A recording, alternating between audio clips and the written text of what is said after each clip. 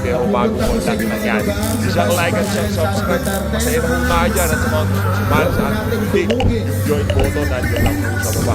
Sa mga kababayan natin ha, yung nag-subscribe na ha, baka isa ko kayo sa mapadhalan ko nitong Rodriguez Senator number 56. Yung mga hindi pa ho nakasubscribe, mag-subscribe na po kayo. Ako na bahala sa shipping nito.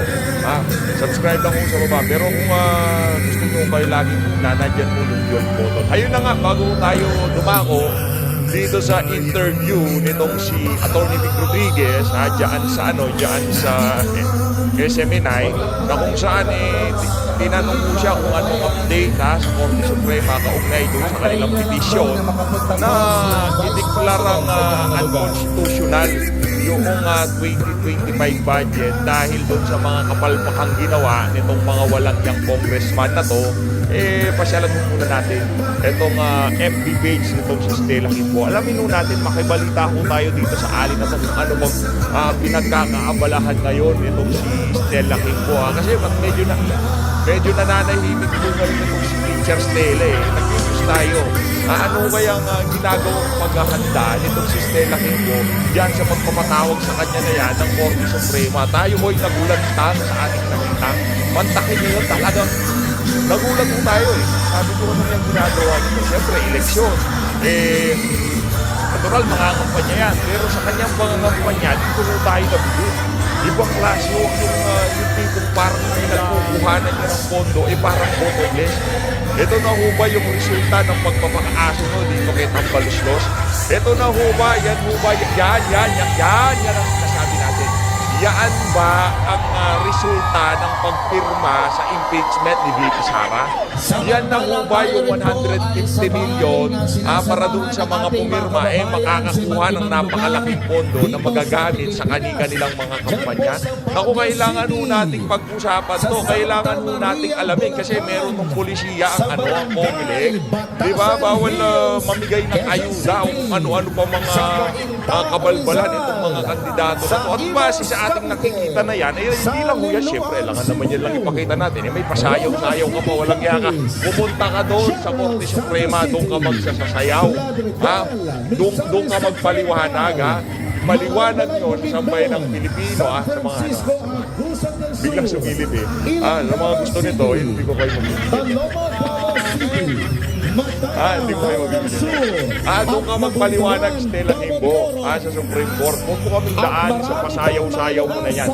Sabihin mo kung sino yung nag-bill, naglagay ng figure doon sa mga blanco dyan sa 2025 bicameral report. Sinong naglagay? Ngayon, pinapakuha na ho ang pangalan. Kaya panigurado, malamang sa malamang, Yaang mga mandurugas na yan, hindi na ho nila malaman kung ano gagawin.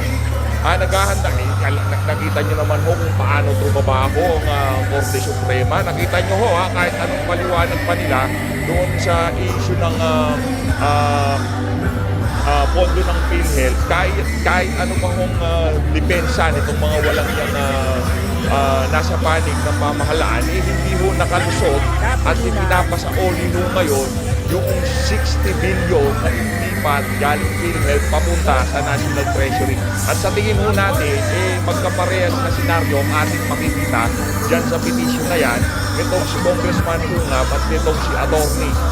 Vic Rodriguez. Paano na lang, di ba? Paano na lang? Kung wala ho tayong mga kandidato kagahit po si Atty. Kung wala ho tayong matapos na kandidato kagahit ito si Senator Bastila. Kung wala tayong kandidato na may tunay na malasakit kagahit ito si Senator Christopher Pogo. Grabe, napakalupit siguro ng ating 2025 election. Ito pa ho mga kababayan, baka sabihin nyo, PH updates, una lang yan.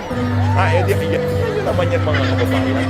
Yung kung tawagin nitong si Erwin Tulfo, ang antipara nitong si Stella Kimbo talagang matindi. Kung baga laging nang bit yung kanyang antipara, no?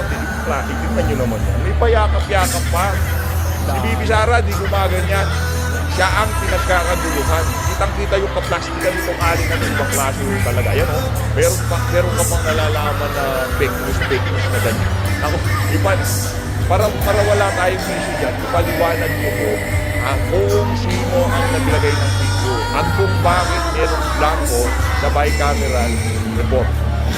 Yun ang ipaliwanag nyo sa Korte Suprema. Eto na siyempre, direkta na ho tayo dito kay Atty. Miguel.